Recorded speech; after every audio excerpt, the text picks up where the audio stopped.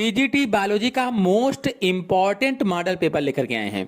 बहुत ही important model paper है जिसके सभी क्वेश्चन को डिटेल से समझाएंगे। तो चलिए शुरू करते हैं।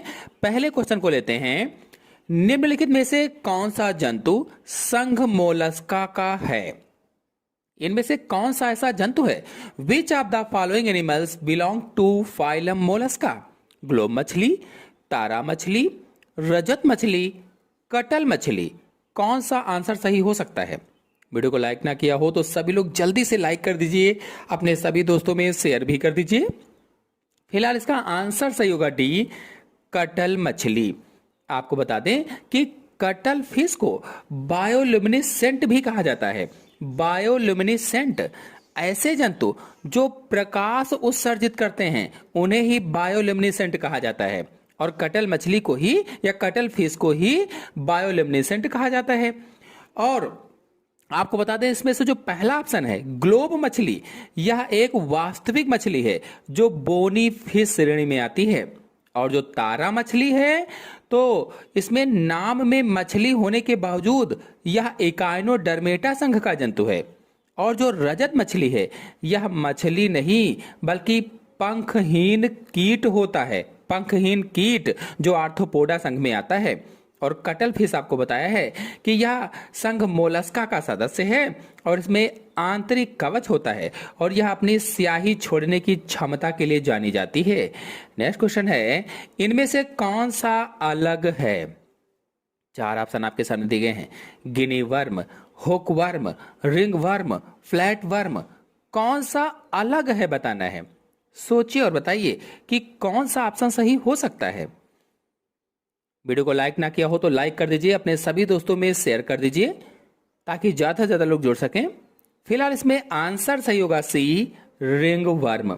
आपको बता दें कि जो रिंग वर्म है यह कोई कीड़ा या वर्म नहीं है बल्कि एक फंगल इन्फेक्शन है, कवक का संक्रमण है। इसीलिए यह बाकी तीनों से पूरी तरह से अलग होता है। और इसमें से जो गिनी वर्म है यह एक परजीवी है, धागा नुमा कृमि होता है, यह निमेटोड होता है। जो हुक वर्म है यह भी एक परजीवी कृमि है जो आंतों में संक्रमण फैलाता है। और जो फ्लैट वर्म है यह चपटे कृमियों का एक समूह होता है। नेक्स्ट क्वेश्चन है, स्तनधारियों के भ्रूण की अतिरिक्त भ्रूणीय झिल्ली किसमें उत्पन्न होती है? एक्स्ट्रा एम्ब्रियोनिक मेम्ब्रेन किसमें उत्पन्न होती है? सोचिए और बताइए कि कौन सा ऑप्शन सही हो सकता है।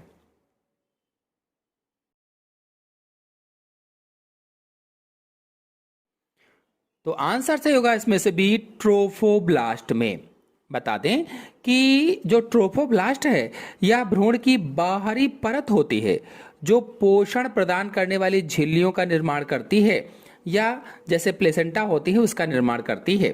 अब इसमें से जो पहला ऑप्शन है आंतरिक कोशिका द्रव्यमान, तो इससे भ्रूण का वास्तविक शरीर बनता है। और जो तीसरा ऑप्शन है फॉर्मेटिव कोशिका में, तो ये कोशिकाएं विकास की शुरुआती अवस्था में होती हैं। और जो चौथा ऑप्शन है फॉलिकल कोशिका में, तो ये अंडाशय में अंडे के चारों तरफ पाई जाती हैं। नेक्स्ट क्वेश्चन पर आते हैं। निम्न में से पित्त रस का गुण है, पित्त रस का गुण कौन सा है? सोचिए और बताइए कि कौन सा ऑप्शन सही हो सकता है। वीडियो को लाइक ना किया हो तो सभी लोग जल्दी से लाइक कर दीजिए, अपने सभी दोस्तों में शेयर भी कर दीजिए।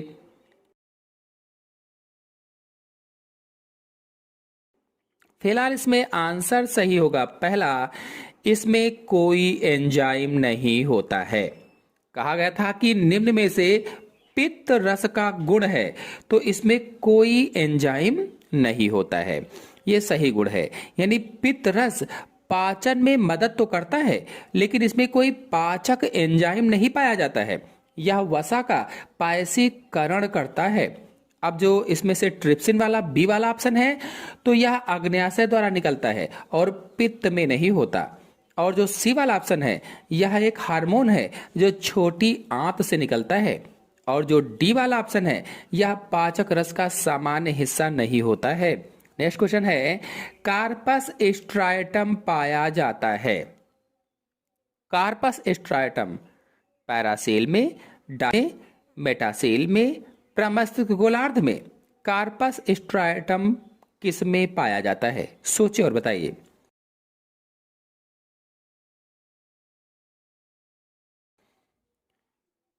देखिए इसमें से जो ए, बी और सी वाला ऑप्शन है, पैरासेल, डायोसेल, मेटासेल, ये मस्तिष्क की अलग अलग गुहाएं होती हैं, अलग अलग वेंट्रिकल्स भाग होते हैं।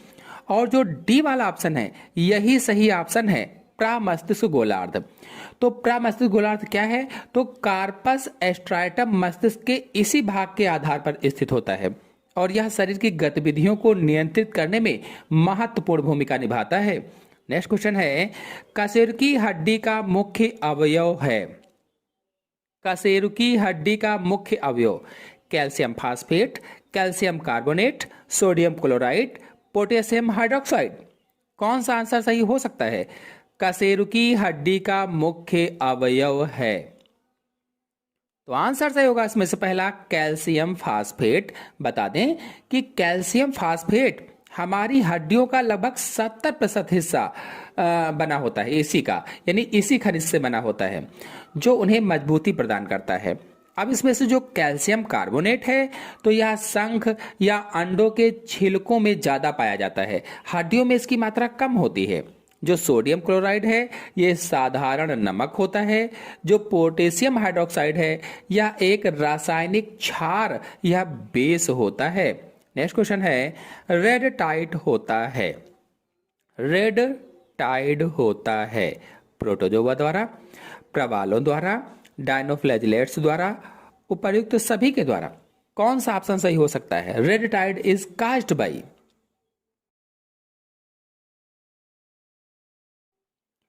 तो आंसर सही होगा इसमें से सी, डायनोफ्लैजिलेट्स के द्वारा। रेड टाइड यानी लाल ज्वर ये शैवाल के फटने से होता है। और आपको बता दें कि इसमें से जो प्रोटोजोआ द्वारा है, तो ये प्रोटोजोआ एक कोशिकीय जीव होते हैं, लेकिन रेड टाइड के लिए जिम्मेदार नहीं होते हैं। जो प्रवाल है ये समुद्री जीव हैं जो कोरल रीफ बनाते हैं। और डायनोफ्लैजिलेट्स मैंने आपको बताया, जब समुद्र में इनकी संख्या अचानक बढ़ जाती है तो पानी का रंग लाल दिखने लगता है, जिसे रेड टाइड कहते हैं। यह समुद्री जीवों के लिए जहरीला हो सकता है। नेक्स्ट क्वेश्चन पर आते हैं, मनुष्यों में प्रमस्तिष्क गोलार्ध का कौन सा भाग दोस्तों और परिवारों के लोगों का चेहरा पहचानता है? सोचिए और बताइए कि कौन सा आंसर सही हो सकता है इसमें।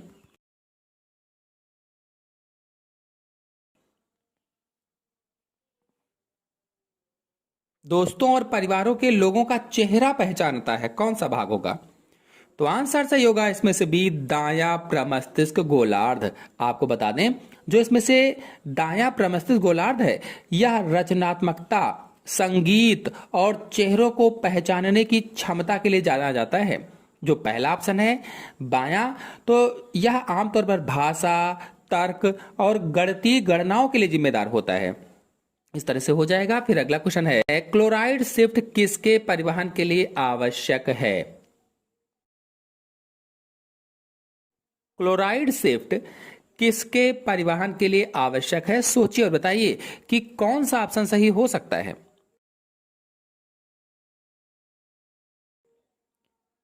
तो ऑप्शन सही होगा इसमें से पहला, CO2।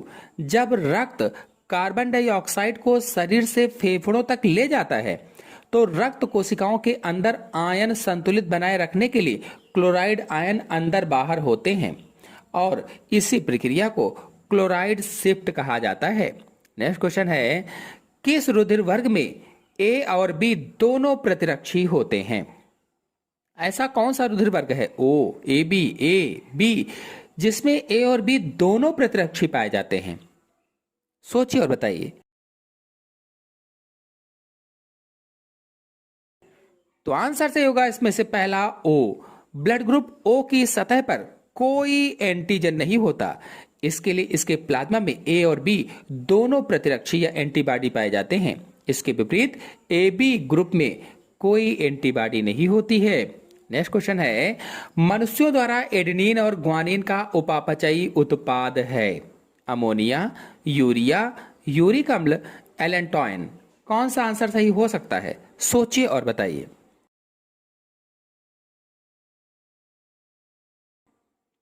आंसर सही होगा इसमें से सी, यूरिक अम्ल। बता दें कि एडेनिन और ग्वानिन प्यूरिन कहलाते हैं। जब मानव शरीर इन्हें तोड़ता है तो अंतिम कचरे के रूप में यूरिक अम्ल बनता है, जो मूत्र के जरिए बाहर निकल जाता है। नेक्स्ट क्वेश्चन है, स्तनधारियों में शुक्राणु क्षमतायन में होता है। बड़े बड़े से 4 ऑप्शन दिए गए हैं, कौन सा ऑप्शन सही हो सकता है? सोचिए और बताइए।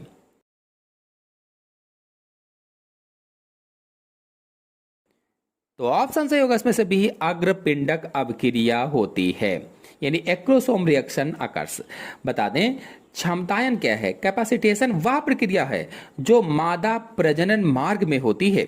इसमें शुक्राणु के सिर पर मौजूद एक्रोसोम या अग्रपिंडक सक्रिय हो जाता है ताकि वह अंडे की दीवार को भेद सके या तोड़ सके। नेक्स्ट क्वेश्चन है, रेस्ट्रिक्शन एंजाइम अणु को कहां से काटता है? रेस्ट्रिक्शन एंडोन्यूक्लियस एंजाइम है, ये डीएनए अणु को कहां से काटता है, ये बताना है। सोचिए और बताइए कि कौन सा ऑप्शन सही हो सकता है।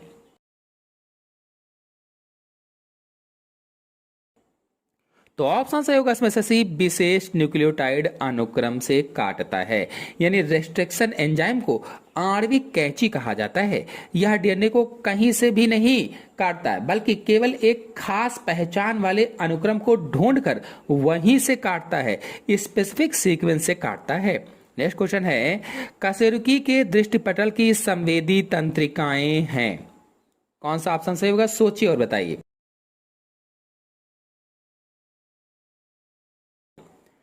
तो आंसर सही होगा इसमें से पहला, शंकु और शलाका, यानी हमारी आंखों के रेटिना में 2 मुख्य संवेदी कोशिकाएं होती हैं। शलाका यानी रॉड्स, जो कम रोशनी में देखने के लिए मदद करती हैं। शंकु यानी कोन, जो रंगों और तेज रोशनी को पहचानती हैं। नेक्स्ट क्वेश्चन है, अमीबा में भोजन के निष्क्रिय अंतर्ग्रहण को कहते हैं। निष्क्रिय अंतर्ग्रहण को क्या कहेंगे? सोचिए और बताइए कि कौन सा ऑप्शन सही हो सकता है।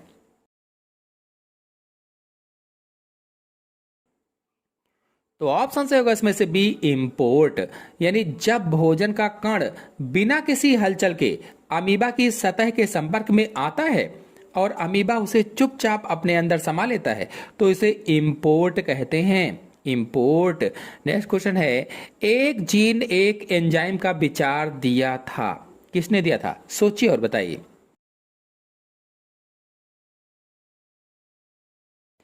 आंसर सही होगा इसमें से भी, बीडल एवं टाटम ने एक जीन एक एंजाइम परिकल्पना दी थी। बता दें जॉर्ज बीडल एवं एडवर्ड टाटम ने यह सिद्ध किया कि एक विशिष्ट जीन एक विशिष्ट एंजाइम बनाने के लिए निर्देश देता है। नेक्स्ट क्वेश्चन है, पेरिपेटस संयोजक कड़ी है। Peripatus is a connecting link between, कौन सा आंसर सही हो सकता है? सोचिए और बताइए। तो आंसर से होगा इसमें से डी, एनिलिडा और आर्थ्रोपोडा की, यानी पेरिपेटस एक ऐसा जीव है जिसमें केचुए जैसे अंग भी होते हैं और कीड़ों जैसे लक्षण भी, इसीलिए इसे दोनों समूहों के बीच की कड़ी माना जाता है। नेक्स्ट क्वेश्चन है, निम्न में से कौन सा एक सर्वव्यापी रोग है? सर्वव्यापी रोग बताना है कौन सा है, सोचिए और बताइए।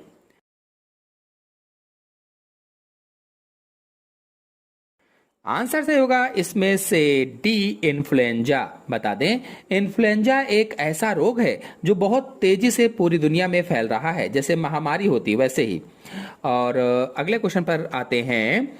अगला क्वेश्चन है, अल्कोहल तंत्रिका तंत्र को निष्क्रिय कर देता है और कार्य करता है। कौन सा आंसर सही होगा? सोचिए और बताइए।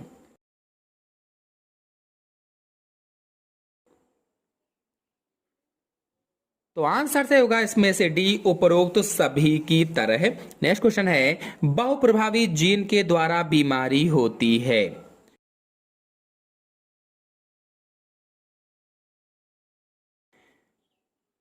आंसर से होगा इसमें से पहला, सिंड्रोम हो जाता है, सिंड्रोम। नेक्स्ट क्वेश्चन है, उस विषाणु को जो बिना अपने पोषी को मारे प्रजनन कर सकता है कहते हैं।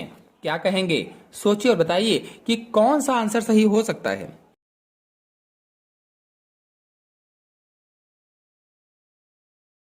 तो आंसर से होगा इसमें से सी, टेम्परेट विषाणु कहते हैं, टेम्परेट विषाणु। नेक्स्ट क्वेश्चन पर आते हैं। नेक्स्ट क्वेश्चन है, निम्नलिखित में से किससे अरंडी का तेल उत्पन्न होता है? चार ऑप्शन आपके सामने दिए गए हैं, कौन सा ऑप्शन सही हो सकता है? किससे अरंडी का तेल उत्पन्न होता है? यहाँ पर चार पौधों के वानस्पतिक नाम लिखे गए हैं, आपको पहचानना है इसमें अरंडी का पौधा कौन सा है। तो आंसर सही होगा इसमें से सी, रेसिनस कम्युनिस। जो रेसिनस कम्युनिस है, इसी से अरंडी का तेल प्राप्त होता है, यानी ये अरंडी का वानस्पतिक नाम होता है, यानी अरंडी का वैज्ञानिक नाम है। और आपको बता दें कि इसके बीजों से साबुन व दवा आदि बनाई जाती है। नेक्स्ट क्वेश्चन है, पौधों में प्रोटीन बनने की जगह क्या होती है? पौधों में प्रोटीन बनने की जगह हरित लवक, राइबोसोम, पायरेनाइट, माइटोकॉन्ड्रिया। कौन सा ऑप्शन सही हो सकता है? पौधों में प्रोटीन बनने की जगह सोचिए और बताइए।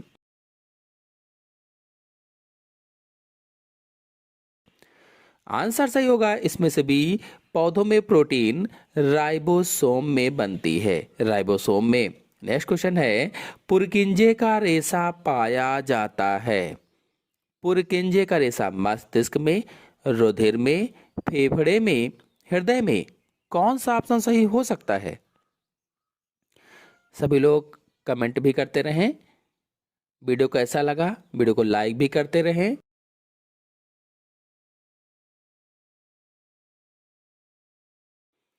फिलहाल इसका आंसर सही होगा डी, हृदय में या हार्ट में। और आपको बताते हैं हृदय के निलयों की भित्ति में। नेक्स्ट क्वेश्चन है, रिलैक्सिन स्रावित होता है? रिलैक्सिन पीयूष ग्रंथ से, अंडाशय से, वृषण से, एड्रिनल से। रिलैक्सिन किस ग्रंथि से स्रावित होता है?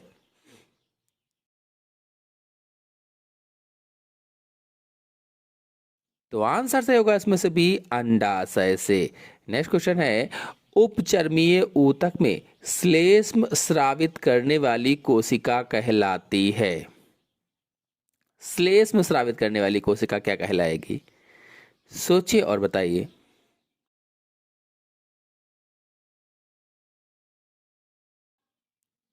आंसर सही होगा इसमें से डी, गॉबलेट कोशिका कहलाती है। गॉबलेट श्लेष्म यानी म्यूकस का श्रावण करती है।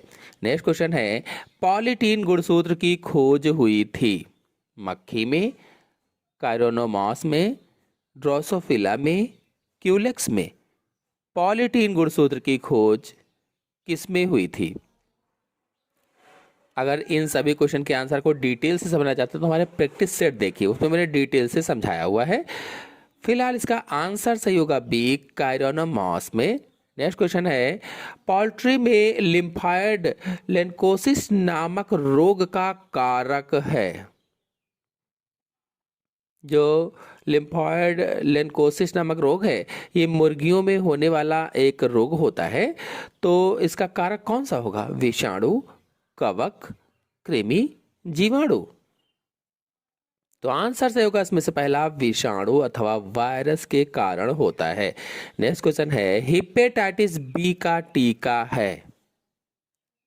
हेपेटाइटिस बी का टीका सोचिए और बताइए कि कौन सा ऑप्शन सही हो सकता है? प्रथम पीढ़ी का टीका, द्वितीय पीढ़ी का टीका, तृतीय पीढ़ी का टीका, उपर्युक्त में से कोई नहीं। आंसर सही होगा इसमें से भी, द्वितीय पीढ़ी का टीका। नेक्स्ट क्वेश्चन है, कौन सा लक्षण केवल स्तनधारी वर्ग में पाया जाता है?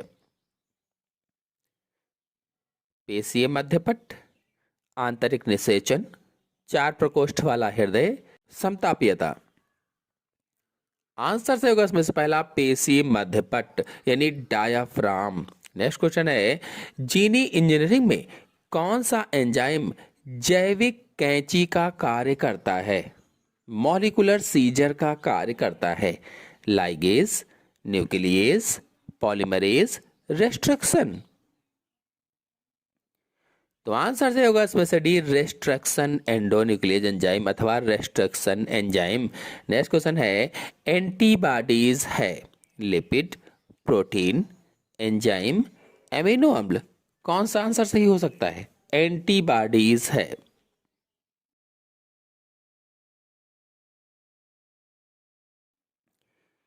आंसर से होगा इसमें से बी, प्रोटीन।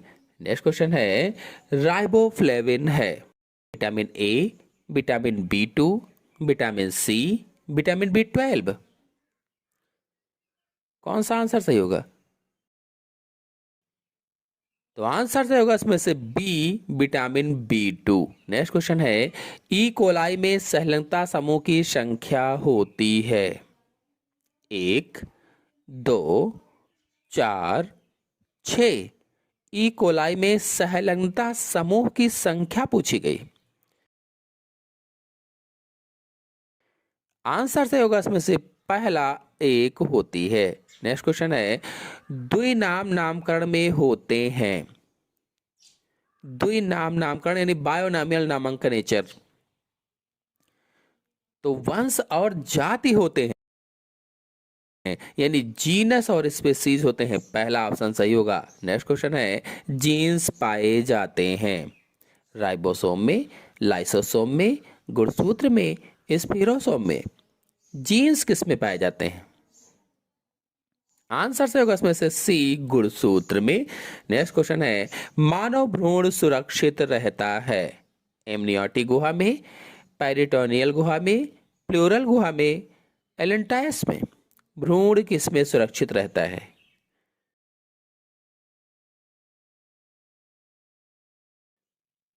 आंसर से होगा इसमें से पहला, एमनियोटिक गुहा में। नेक्स्ट क्वेश्चन है, प्रोटीन का पाचन होता है इलियम में, मलाशय में, ग्रहणी में, आमाशय में। प्रोटीन का पाचन किस में होता है? कौन सा आंसर सही होगा?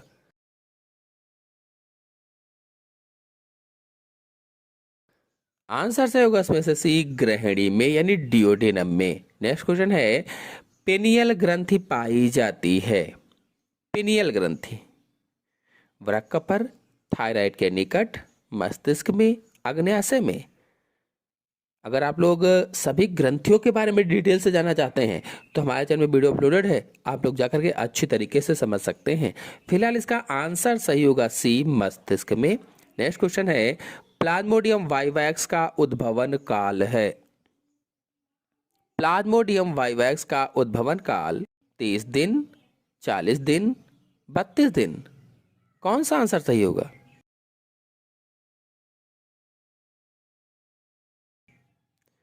तो आंसर से होगा इसमें से पहला, 14 दिन।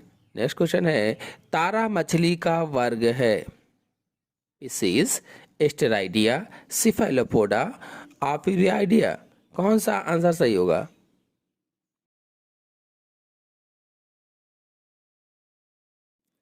आंसर से होगा इसमें से बी, एस्टेराइडिया। नेक्स्ट क्वेश्चन है, कास्ट जाल का प्रयोग किसको पकड़ने के लिए किया जाता है? समुद्री मछलियों को, स्क्यूरी मछलियों को, मीठे जल की मछलियों को, उपरयुक्त सभी को। कास्ट जाल का प्रयोग जो मकड़ियों को पकड़ने का जाल, तो आंसर सही होगा इसमें से डी, उपर्युक्त सभी को। बता दें, मछलियों के पकड़ने वाले जाल को कास्ट जाल कहा जाता है। नेक्स्ट क्वेश्चन है, एंटी सीरम में क्या होता है? एंटीजेंस, एंटीबॉडीज, श्वेत कणिकाएं, इनमें से कोई नहीं, कौन सा आंसर सही होगा? तो आंसर सही होगा इसमें से बी, एंटीबॉडीज होती हैं। एंटी सीरम में एंटीबॉडीज होते हैं। नेक्स्ट क्वेश्चन है, निम्नलिखित में से कौन सा उत्परिवर्तन आनुवांशिक नहीं है? जेनेटिक, गैमेटिक, सोमैटिक, जर्मिनल, कौन सा उत्परिवर्तन आनुवांशिक नहीं है? तो आंसर से होगा इसमें से सी, सोमैटिक। नेक्स्ट क्वेश्चन है, अंड जनन में जब अंडाशय से द्विगुणित कोशिका में अर्धसूत्रण होता है तो परिणाम स्वरूप कितने अंडे बनते हैं? 1, 2, 3, 4।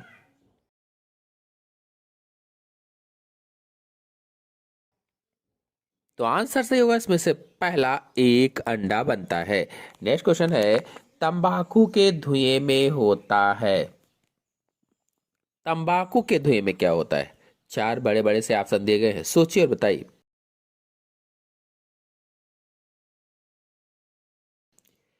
आंसर सही होगा इसमें से सी, सीओ पॉलीसाइक्लिक एरोमेटिक हाइड्रोकार्बन्स और तार। नेक्स्ट क्वेश्चन है, हीमोफीलिया का आनुवांशिक आधार किसके अध्ययन से पता चलता है? सोचिए और बताइए।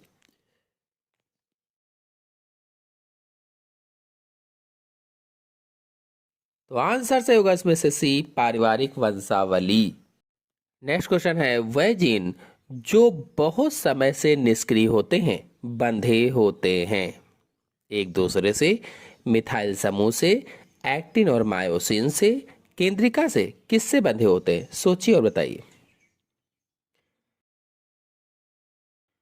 तो आंसर सही होगा इसमें से बी, मिथाइल समूह से। नेक्स्ट क्वेश्चन है, मनुष्यों की शुक्राणु कोशिका गति करती है सीलियम द्वारा, फ्लैजिलम द्वारा, आधारीय काय द्वारा, रोम द्वारा। कौन सा आंसर सही होगा? तो आंसर सही होगा इसमें से बी, फ्लैजिलम के द्वारा। नेक्स्ट क्वेश्चन है, किस वर्गीकरण की श्रेणी में ऐसे जीवधारी आते हैं जो एक दूसरे से कम मिलते जुलते हैं?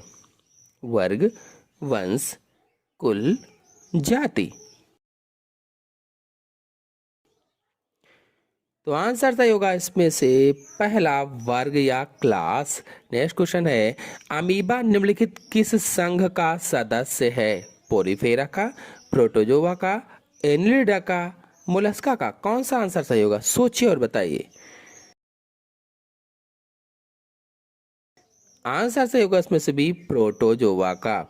नेक्स्ट क्वेश्चन है, एमनियोसेंटेसिस वह प्रक्रिया है जिससे जाना जा सकता है हृदय रोग को, भ्रूण में आनुवांशिक रोग को, मस्तिष्क के रोग को, फेफड़े के रोग को। कौन सा आंसर सही होगा? सोचिए और बताइए।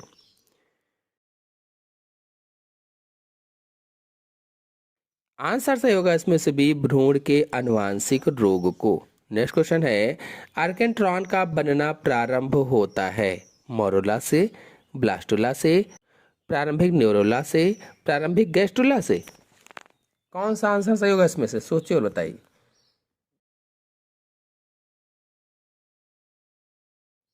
आंसर सही होगा इसमें से डी, प्रारंभिक गैस्ट्रुला से। संयुक्त वन प्रबंधन की धारणा भारत में किस दौरान प्रस्तावित की गई थी? 1970, 1980, 1990, 1960। कौन सा आंसर सही हो सकता है? सोचिए और बताइए। वीडियो को लाइक ना किया हो तो सभी लोग जल्दी से लाइक कर दीजिए और अपने सभी दोस्तों में शेयर भी कर दीजिए ताकि ज्यादा से ज्यादा लोग जुड़ जाएं। फिलहाल इसका आंसर सही होगा बी, 1980। आपको बता दें कि भारत सरकार ने सन 1980 के दशक में संयुक्त वन प्रबंधन यानी कि ज्वाइंट फॉरेस्ट मैनेजमेंट की अवधारणा पेश की थी, जिसका उद्देश्य क्या था? तो इसका मुख्य उद्देश्य स्थानीय समुदायों के साथ मिलकर वनों का संरक्षण और प्रबंधन करना था। इसके बदले में समुदायों को वन उत्पादों जैसे फल है, गोंद है, लकड़ी है आदि का उपयोग करने का अधिकार भी दिया जाता था। नेक्स्ट क्वेश्चन है, गलत कथन को चुनिए। चार ऑप्शन आपके सामने दिए गए हैं और इसमें से गलत कथन को चुनना है। कौन सा कथन गलत है? चार बड़े बड़े से ऑप्शन हैं, सोचिए और बताइए कि कौन सा ऑप्शन सही हो सकता है। तब तक कि वीडियो को अपने दोस्तों में शेयर भी करते रहिए, शेयर ना किया हो ताकि ज़्यादा ज़्यादा लोग जुड़ सके। ज़्यादा लोग जुड़ेंगे, अच्छे व्यू आते हैं तो और भी अच्छा वीडियो, अच्छे क्वेश्चन लाने में मज़ा आता है। फिलहाल इसका आंसर सही होगा बी, LH और FSH, यानी ल्यूटिनाइजिंग हार्मोन और फॉलिकल स्टिमुलेटिंग हार्मोन पुटक अवस्था के दौरान धीरे धीरे घटता जाता है। कहने का मतलब यह है कि यही कथन गलत है। क्यों गलत है? क्योंकि मासिक धर्म चक्र की पुटिका अवस्था के दौरान LH और FSH का स्तर जो होता है वो धीरे धीरे बढ़ता है, जबकि इसमें लिखा है घटता जाता है। तो यह वृद्धि पुटकों के विकास और एस्ट्रोजन के स्राव को प्रेरित करती है। तो चक्र के बीच में लगभग में वही 14वें दिन इसका स्तर अपने चरम पर होता है। नेक्स्ट क्वेश्चन है, डीएनए आधारित आरएनए पॉलीमरेज डीएनए के लिए एक रज्जुक पर अनुलेखन का उत्प्रेरण करता है। कौन सा ऑप्शन सही हो सकता है? सोचिए और अपना टेस्ट भी लेते चलें, बताते चलें कि कौन सा आंसर सही होगा। प्रतिरज्जुक, टेम्पलेट रज्जुक, कोडान रज्जुक, अल्फा रज्जुक, कौन सा ऑप्शन सही होगा? वीडियो को लाइक जरूर करें, अपने सभी दोस्तों में शेयर भी करें। चैनल पर पहली बार आए हो तो चैनल को सब्सक्राइब भी कर लें। फिलहाल इसमें आंसर से होगा बी, टेम्पलेट रज्जुक। बता दें कि अनुलेखन माने ट्रांसक्रिप्शन, अगर इस पर वीडियो देखना चाहते हैं तो हमारे चैनल में वीडियो अपलोडेड है, आप लोग जाकर के चित्र सहित आसान शब्दों में समझ सकते हैं। तो अनुलेखन की प्रक्रिया में आरएनए पॉलीमरेज एंजाइम डीएनए के केवल एक स्ट्रैंड का उपयोग सांचे के रूप में करता है। जिस स्ट्रैंड का उपयोग आरएनए बनाने के लिए किया जाता है उसे टेम्पलेट रज्जुक कहा जाता है। टेम्पलेट रज्जुक। नेक्स्ट क्वेश्चन है, निम्नलिखित में से कौन सा जीवन की उत्पत्ति में घटनाओं का सही अनुक्रम है? सोचिए और बताइए कि कौन सा ऑप्शन सही हो सकता है। जीवन की उत्पत्ति में घटनाओं का सही अनुक्रम क्या होगा? देखिए 4 ऑप्शन दिए गए हैं और उसके पहले 4 अनुक्रम लिखे गए हैं। इनका सही अनुक्रम क्या होगा? सीरियल बताना है इसका क्या होगा। सोचिए और बताइए कि कौन सा ऑप्शन सही होगा इसमें से।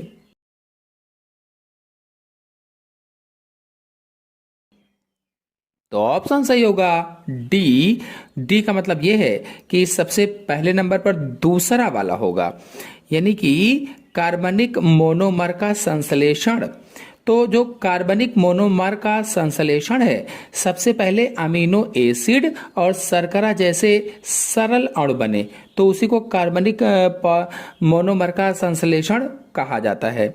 और फिर है तीसरा, तो तीसरे में लिखा गया है कि कार्बनिक पॉलीमर का संश्लेषण, यानी कि इन सरल अणुओं से जटिल अणु बने थे। सरल अणुओं से प्रोटीन और न्यूक्लिक एसिड जैसे जटिल अणु बने। और इसके बाद में है फर्स्ट, यानी कि आदि जीवों का निर्माण।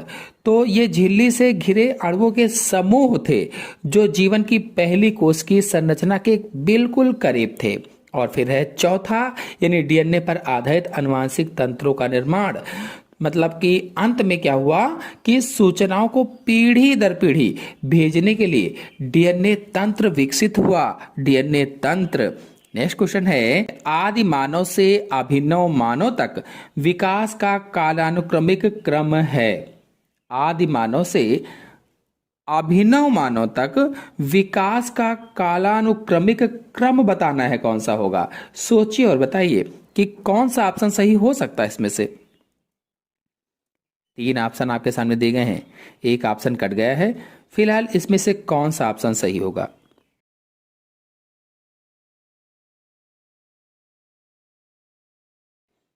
तो ऑप्शन सही होगा इसमें से सी, रामापिथेकस, ऑस्ट्रेलोपिथेकस, होमो हैबिलिस और होमो इरेक्टस। अगर आप लोग इन सभी मानव के बारे में जानना चाहते हैं तो हमारे चैनल में वीडियो अपलोडेड है, आप लोग जाकर के जान सकते हैं, देख सकते हैं।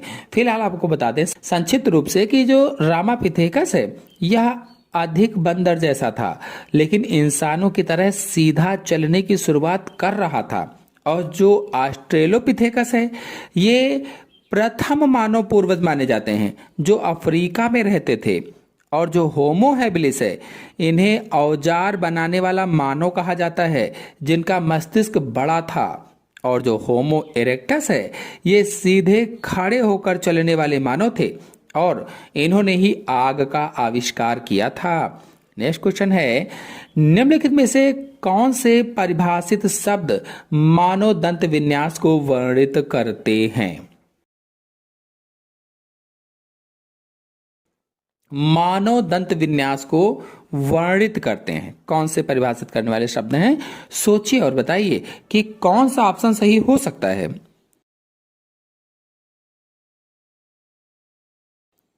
तो इसका ऑप्शन सही होगा कि गर्त दंती, द्विबार दंती और विषम दंती। अब इन तीनों के बारे में आपको बता देते हैं।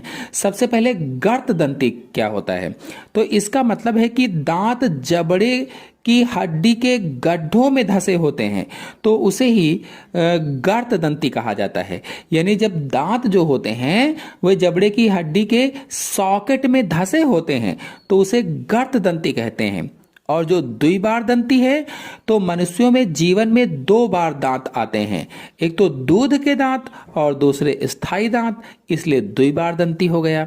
और जो विषम दंती है तो हमारे मुंह में अलग अलग आकार और कार्य वाले 4 प्रकार के दांत होते हैं, कृंतक, रदनक, अग्रचवर्णक और चवर्णक। अगर आप दांतों के बारे में सब कुछ समझना चाहते हैं चित्र सहित तो हमारे चैनल में सभी दांतों पर डिटेल से वीडियो अपलोडेड है, आप लोग जाकर के अच्छी तरीके से देख सकते हैं, समझ सकते हैं। फिलहाल नेक्स्ट क्वेश्चन पर आते हैं, किस रोग से मच्छर द्वारा संचरित रोगाणु के कारण लसिका वाहिनियों से चिरकालिक शोथ उत्पन्न होता है? सोचिए और बताइए। और आपको यहीं पर बताते चले कि चाहे वो रिंग वर्म रोग हो, एस्केरिएसिस हो, एलिफेंटिएसिस हो, अमीबिएसिस हो, इन सभी रोगों पर हमारे चैनल में वीडियो अपलोडेड है, चित्र सहित समझाया है। आप लोग जाकर के अच्छी तरीके से समझ लीजिए, देख लीजिए, इनके बारे में जान लीजिए। फिलहाल इसमें आंसर सही होगा सी, एलिफेंटिएसिस। एलिफेंटिएसिस को हाथी पांव या फील पांव रोग भी कहा जाता है और यह बीमारी वाउचेरेरिया ब्रैंकैप्टाई नामक फाइलेरियल कृमि के कारण होता है। जब क्यूलेक्स मच्छर काटता है तो यह जो परजीवी होता है वाउचेरिया, यह परजीवी शरीर में प्रवेश कर जाता है और हमारी लसिका वाहिनियों में जमा होकर वहां सूजन पैदा कर देता है। सूजन जिससे हाथ व पैर रसौली की तरह सूज जाते हैं या हाथी पैर की तरह सूज जाते हैं, इसीलिए इसे हाथी पांव नामक रोग भी कहा जाता है। नेक्स्ट क्वेश्चन है, बहुत से राइबोसोम एक mRNA से संबद्ध होकर एक साथ पॉलीपेप्टाइड की कई प्रतियां बनाते हैं। राइबोसोम की ऐसी श्रृंखलाओं को क्या कहते हैं? क्या कहेंगे? सोचिए और बताइए।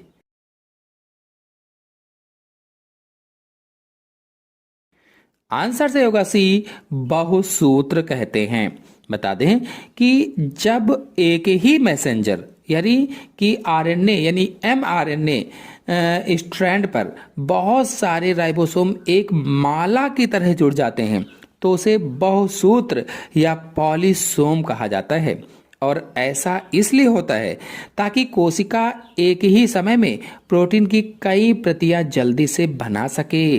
नेक्स्ट क्वेश्चन है, रफ एंडोप्लाज्मिक रेटिकुलम में निम्नलिखित में से कौन सी घटना नहीं होती है? रफ एंडोप्लाज्मिक रेटिकुलम में यानी RER में निम्नलिखित में से कौन सी घटना नहीं होती है? सोचिए और बताइए कि कौन सा ऑप्शन सही होगा।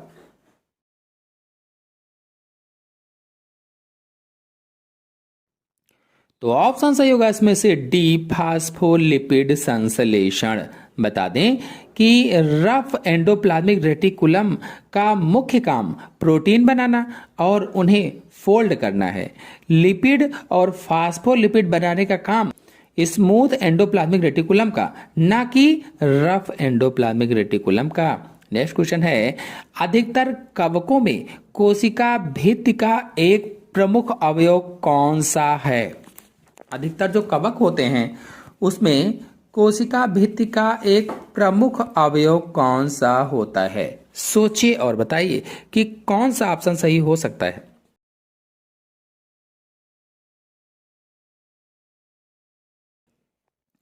तो ऑप्शन सही होगा इसमें से डी, काइटिन। काइटिन होता है। बता दें, जिस तरह पौधों की कोशिका भित्ति सेल्यूलोज से बनी होती है, उसी तरह कवकों या फंजाई की कोशिका भित्ति काइटिन नामक एक जटिल शर्करा से बनी होती है, जो उन्हें मजबूती प्रदान करता है। नेक्स्ट क्वेश्चन है, अमीनो अम्ल ट्रिप्टोफैन किसके संश्लेषण के लिए पूर्वगामी होता है? सोचिए और बताइए कि इसमें से कौन सा आंसर सही होगा। वीडियो को लाइक ना किया हो तो सभी लोग जल्दी से लाइक कर दीजिए और अपने सभी दोस्तों में शेयर भी कर दीजिए। फिलहाल इसमें आंसर सही होगा डी, मेलाटोनिन और सेरोटोनिन। बता दें, ट्रिप्टोफैन एक आवश्यक अमीनो अम्ल है। हमारा शरीर इसका उपयोग सेरोटोनिन और मेलाटोनिन जैसे महत्वपूर्ण हार्मोन बनाने में के लिए करता है। यानी कि जो सेरोटोनिन होता है ये मूड को अच्छा रखता है, जो मेलाटोनिन होता है ये नींद के चक्र को नियंत्रित करता है। नेक्स्ट क्वेश्चन है, निम्नलिखित लक्षणों में से कौन सा एक लक्षण पक्षियों और स्तनधारियों दोनों में नहीं पाया जाता है? सोचिए और बताइए कौन सा ऑप्शन सही हो सकता है इसमें से, जो पक्षियों और स्तनधारियों दोनों में नहीं पाया जाता है।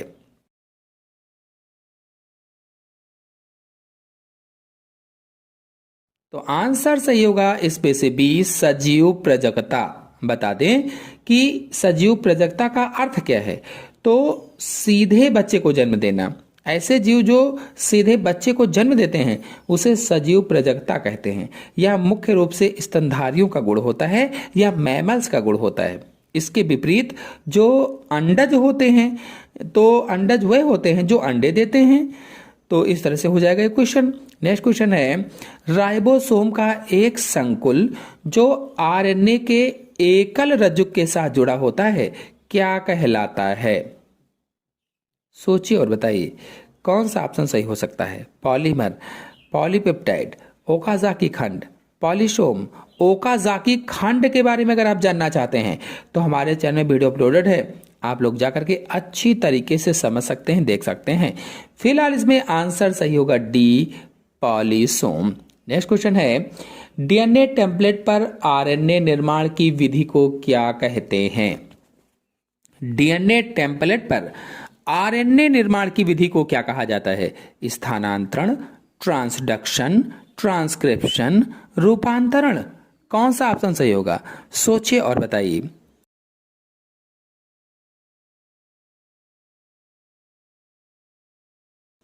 तो ऑप्शन सही होगा इसमें से सी, ट्रांसक्रिप्शन कहा जाता है, या हिंदी में इसे अनुलेखन कहते हैं। अनुलेखन। बता दें कि हमारे शरीर में डीएनए के पास आनुवंशिक जानकारी होती है और जब शरीर को किसी भी प्रोटीन की जरूरत होती है तो डीएनए अपनी उस जानकारी को आरएनए के रूप में कॉपी करता है। इस कॉपी करने की प्रक्रिया को ही ट्रांसक्रिप्शन कहा जाता है। यानी डीएनए से आरएनए बनने की क्रिया ही ट्रांसक्रिप्शन कहलाती है या अनुलेखन कहलाती है। नेक्स्ट क्वेश्चन है, डीएनए उपस्थित होता है केवल केंद्रक में, केवल सूत्रकणिका में, केवल हरित लवक में, उपर्युक्त सभी में? डीएनए किस में उपस्थित होता है? सोचिए और बताइए कि कौन सा ऑप्शन सही हो सकता है।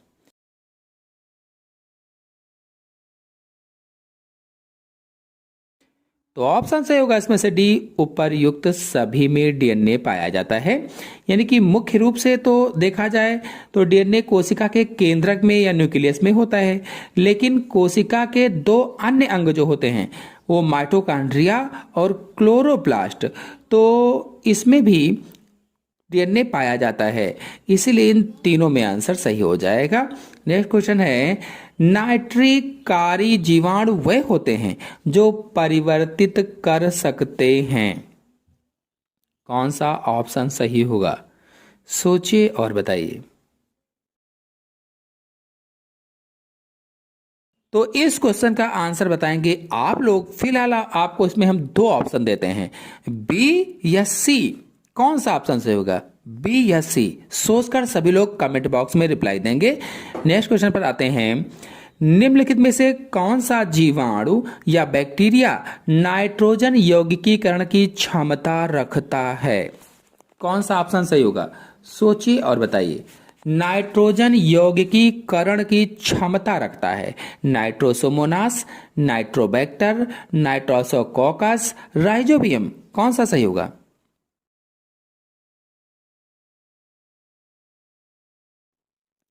तो आंसर सही होगा इसमें से डी, राइजोबियम जीवाणु। बता दें कि वायु में बहुत सारी नाइट्रोजन होती है, जो हवा होती है उसमें बहुत सारी नाइट्रोजन होती है, पर पौधे उसे सीधे नहीं ले सकते हैं। राइजोबियम नाम का बैक्टीरिया जो होता है, ये दलहनी पौधों की जड़ ग्रंथियों में पाया जाता है, जो नाइट्रोजन का फिक्सेशन करता है या नाइट्रोजन को सोखकर उसे खाद के रूप में पौधों को देता है। नेक्स्ट, पादपों में रोग पैदा करने वाला सूक्ष्मतम जीव है। विषाणु, कवक, कवक द्रव्य, जीवाणु। पादपों में रोग पैदा करने वाला सूक्ष्मतम यानी सबसे छोटा, तो देखिए कवक द्रव्य सही होगा। कवक द्रव्य माने माइकोप्लाज्मा, संसार की सबसे छोटी कोशिका के रूप में जाना जाता है माइकोप्लाज्मा को, तो इसमें माइकोप्लाज्मा सही हो जाएगा। यानी माइकोप्लाज्मा दुनिया के सबसे छोटे जीवित जीव माने जाते हैं और इनके पास कोशिका भित्ति नहीं होती है या सेल वॉल नहीं होती है। ये पौधों में लिटिल लीफ जैसे रोग पैदा करते हैं। नेक्स्ट क्वेश्चन है, बैंडिक किस प्रकार के अध्ययन में प्रयोग किया जाता है? सोचिए और बताइए कौन सा ऑप्शन सही होगा?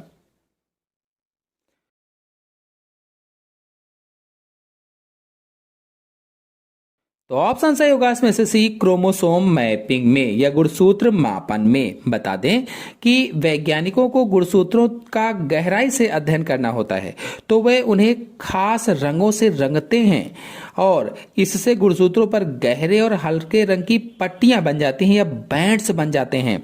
इससे यह पता चलता है कि कौन सा जीन कहाँ स्थित है। इसे क्रोमोसोम बैंडिंग कहते हैं। नेक्स्ट क्वेश्चन है, बेलाडोना नामक दवा का स्रोत है। बेलाडोना नामक दवा का स्रोत क्या होता है? सोचिए और बताइए।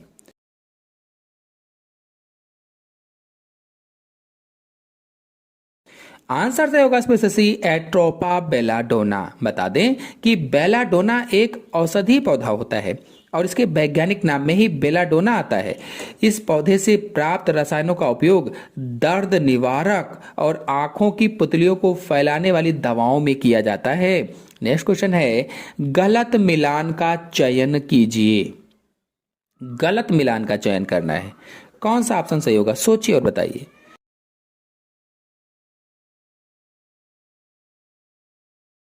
ऑप्शन सही होगा इसमें से डी, बहुपट्टीय गुणसूत्र एम्फीबियंस के अंडक। नेक्स्ट क्वेश्चन है, निम्नलिखित में से कौन सा स्वप्रतिरक्षा रोग नहीं है? कौन सा इसमें से स्वप्रतिरक्षा रोग नहीं है? सोचिए और बताइए।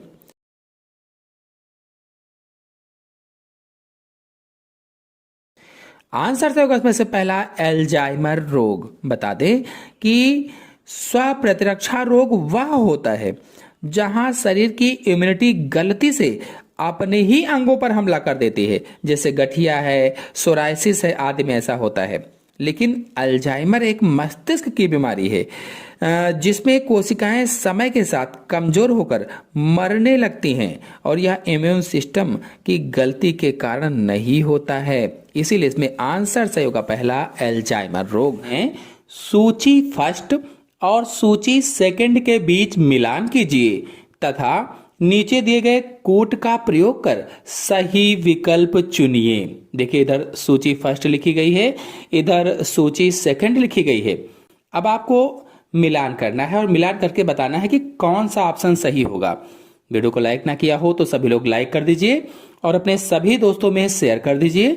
चैनल पर पहली बार आए हैं तो चैनल को सब्सक्राइब भी कर लीजिए। सोचिए और बताइए कि कौन सा ऑप्शन सही होगा।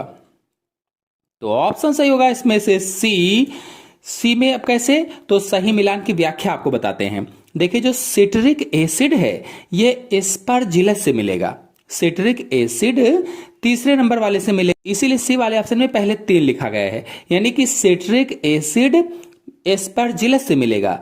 आपको बता दें कि सिट्रिक एसिड एक कार्बनिक अम्ल है जिसे एस्परजिलस नाइजर नामक कवक की मदद से तैयार किया जाता है और इसका उपयोग खाद्य पदार्थों और दवाओं में खटास लाने के लिए किया जाता है। खटास। अब जो साइक्लोस्पोरिन ए है दूसरा वाला, तो साइक्लोस्पोरिन ए को ट्राइकोडर्मा से मिलाया जाएगा। ट्राइकोडर्मा यानी 1 नंबर वाले से मिलाया जाएगा। बता दें कि यह दवा ट्राइकोडर्मा पॉलीस्पोरम नामक कवक से प्राप्त होती है। जब किसी व्यक्ति का अंग प्रत्यारोपण होता है यानी ऑर्गन ट्रांसप्लांट होता है, तो यह दवा शरीर के प्रतिरक्षा तंत्र को शांत रखती है, इम्यून सिस्टम को शांत रखती है ताकि शरीर नए अंग को स्वीकार कर सके। और इसमें से जो स्टैटिन है, तो स्टैटिन को 4 नंबर से मिलाया जाएगा यानी मोनास्कस से मिलाया जाएगा। यानी कि स्टैटिन मोनास्कस परप्यूरियस नामक ईस्ट से प्राप्त होती है, ईस्ट से। और इसका मुख्य काम होता है कि रक्त में कोलेस्ट्रॉल के स्तर को कम रखना। अब जो ब्यूटारिक अम्ल बचा हुआ है, तो जो ब्यूटारिक अम्ल है इसको 2 नंबर से मिलाया जाएगा यानी क्लास्ट्रीडियम से मिलाया जाएगा। ब्यूटारिक एसिड का उत्पादन क्लास्ट्रीडियम ब्यूटिलिकम नामक बैक्टीरिया के द्वारा किया जाता है, इसीलिए इसमें आंसर से होगा सी। फिर अगला क्वेश्चन है, निम्न में कौन सा विकल्प आग्नेयाशयी रसों के संयोजन के सर्वोचित रूप को दर्शाता है? आग्नेयाशयी रसों के सर्वोचित रूप को कौन सा दर्शाता है? वीडियो को लाइक ना किया हो तो सभी लोग लाइक कर दीजिए और अपने सभी दोस्तों में जल्दी से शेयर कर दीजिए ताकि ज्यादा से ज्यादा लोग जुड़ सकें। फिलहाल इसमें आंसर सही होगा डी, लाइपेज, एमाइलेज, ट्रिप्सिनोजन और प्रोकार्बोक्सी पेप्टिडेज। तो आपको बता दें कि आग्नेयाशयी रस यानी पैंक्रियाटिक जूस हमारे पाचन तंत्र का महत्वपूर्ण हिस्सा होता है। एक जो पैंक्रियास होता है इसके द्वारा स्रावित होता है और इसमें कई तरह के एंजाइम होते हैं। आपको बताते चलें, जैसे एंजाइम में आपको बता दें ट्रिप्सिनोजन होता है जो प्रोटीन को पचाने वाला एक निष्क्रिय एंजाइम है और जिसे ट्रिप्सिन भी कहा जाता है। और प्रोकार्बोक्सी पेप्टिडेज भी होता है जो प्रोटीन पाचन में सहायक करने वाला एक एंजाइम माना जाता है। इस तरह से एमाइलेज होता है जो कार्बोहाइड्रेट को शर्करा में तोड़ने का काम करता है। लाइपेज होता है जो वसा को फैटी एसिड और ग्लिसरॉल में बदलने का काम करता है। तो इसीलिए इसमें ऑप्शन से होगा डी वाला। फिर नेक्स्ट क्वेश्चन पर आते हैं, सही कथन चुनिए। 4 बड़े बड़े से ऑप्शन दिए गए हैं, इनमें से कौन कौन से कथन सही हैं? उन सही कथन को चुनकर फिर सही ऑप्शन बताना है कि कौन सा सही होगा। सोचिए और बताइए कि कौन सा ऑप्शन सही हो सकता है। वीडियो को लाइक ना किया हो तो सभी लोग लाइक कर दीजिए, अपने सभी दोस्तों में शेयर कर दीजिए।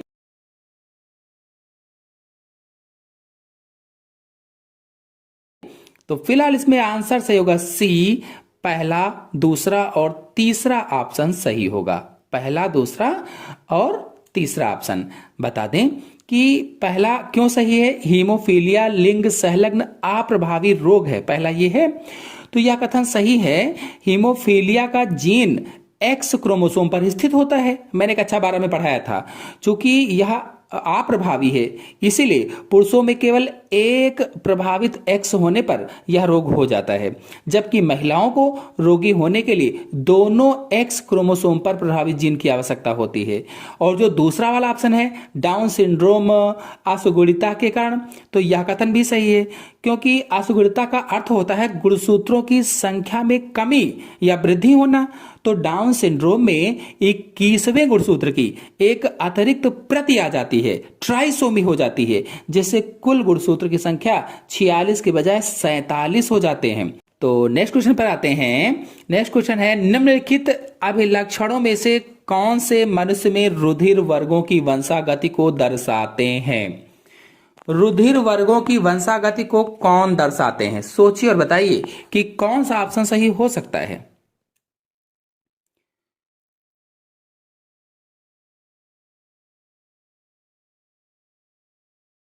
तो ऑप्शन सही होगा इसमें से बी, 1, 2 और 3। 1, 2 और 3 वाला ऑप्शन सही होगा। 1 यानी प्रभाविता, अगर किसी व्यक्ति के पास एक एलील ए है और दूसरा ओ है तो उसका ब्लड ग्रुप ए होगा। यहां ए ने ओ को दबा दिया, इसे ही प्रभाविता कहते हैं। और जो दूसरा वाला है सह प्रभाविता, अगर किसी के पास ए और बी दोनों एलील हैं तो उसका ब्लड ग्रुप ए बी होगा। यहां दोनों ने मिलकर अपना असर दिखाया है, कोई किसी से कम नहीं रहा। और जो बहु एलील है यानी कि तीसरा वाला, तो एक समानता एक जीन के दो रूप होते हैं। निम्नलिखित खाद्य मछलियों में से वह कौन सी समुद्री मछली है जो ओमेगा 3 वसा अम्लों का उत्तम स्रोत है? चार ऑप्शन आपके सामने दिए गए हैं, कौन सा ऑप्शन सही हो सकता है? सोचिए और बताइए।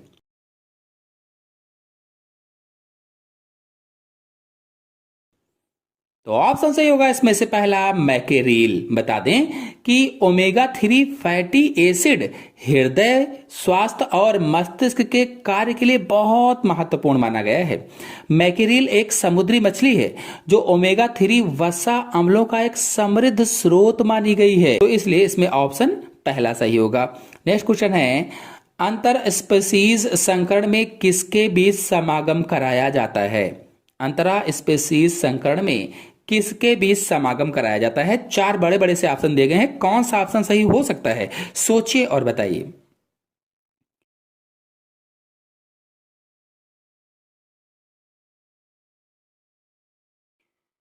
तो ऑप्शन सही होगा इसमें से सी, दो अलग अलग संबंधित स्पीसीजों के बीच। बता दें कि अंतरा स्पीसीज संकरण क्या होता है? तो यह वह प्रक्रिया है जिसमें दो अलग अलग लेकिन संबंधित प्रजातियों के नर और मादा के बीच समागम कराया जाता है। इसका सबसे प्रसिद्ध उदाहरण आपको बता दें, खच्चर है। खच्चर जो नर गधे और मादा घोड़ी के संकरण से पैदा होता है।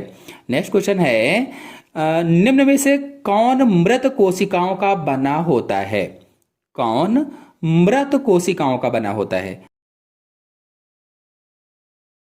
चार ऑप्शन आपके सामने दिए गए हैं, जाइलम हृदूतक, स्थूल कोण ऊतक, काग और पोषवा। कौन सा ऑप्शन सही होगा? सोचिए और बताइए।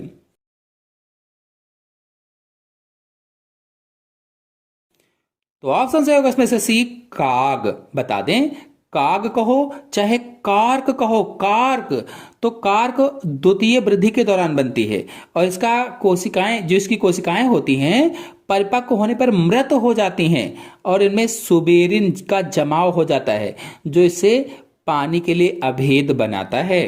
नेक्स्ट क्वेश्चन पर आते हैं। नेक्स्ट क्वेश्चन है, क्षमतायन कहाँ होता है? वृषण जालिका में, अधिवृषण में, शुक्र में, मादा जनन क्षेत्र में। क्षमतायन कहाँ होता है? सोचिए और बताइए। आंसर सही होगा इसका डी, मादा जनन क्षेत्र में क्षमतायन होता है। नेक्स्ट क्वेश्चन है, नारियल में खाने वाले भाग की रूपात्मक प्रकृति क्या है?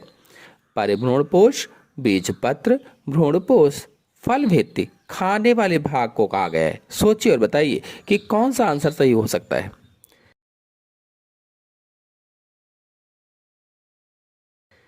तो आंसर सही होगा इसका सी, भ्रूणपोष होता है।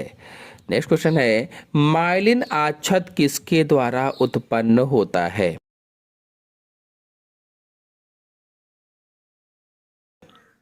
चार बड़े बड़े से ऑप्शन दिए गए हैं, कौन सा ऑप्शन सही हो सकता है? माइलिन आच्छद किसके द्वारा उत्पन्न होता है? आंसर सही होगा इसमें से पहला, श्वान कोशिकाएं एवं ऑलिंगोडेंड्रोसाइट्स। नेक्स्ट क्वेश्चन है, निम्न में से कौन सा आरएनएस प्राणी कोशिका में प्रचुरता में होना चाहिए?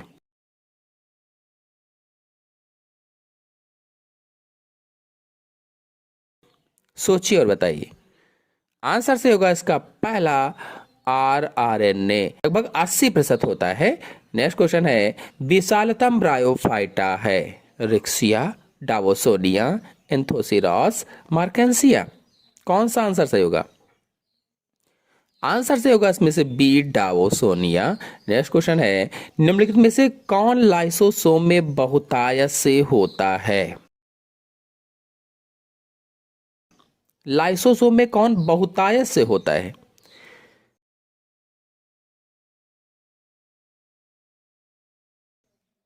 आंसर से होगा इसका B acid phosphate. Next question है, साइनोफेज विषाणु है जो संक्रमित करता है कवक को, जीवाणु को, नीलहरित शैवाल को, निमेटोड को। कौन सा आंसर से होगा, सोचिए और बताइए। तो आंसर से होगा इसमें से सी नीलहरित शैवाल को या साइनोबैक्टीरिया को।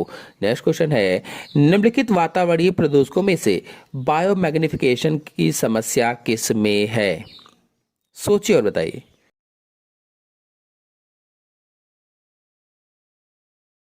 आंसर से होगा इसका BHG फफूंदी नाशक।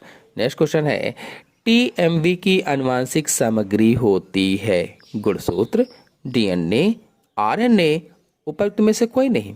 कौन सा आंसर सही होगा।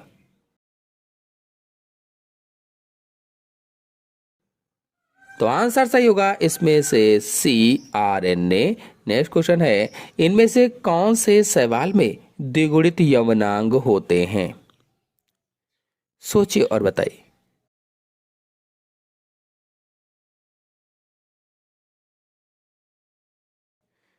आंसर से होगा इसमें से बी सारगायशम में। नेक्स्ट क्वेश्चन है, मांसाहारी पादपों के ट्रैपों में होता है पॉलीसेक्राइड, पाचक एंजाइम, फास्फोलिपिड, शाकनाशी। कौन सा आंसर सही होगा, सोचिए और बताइए।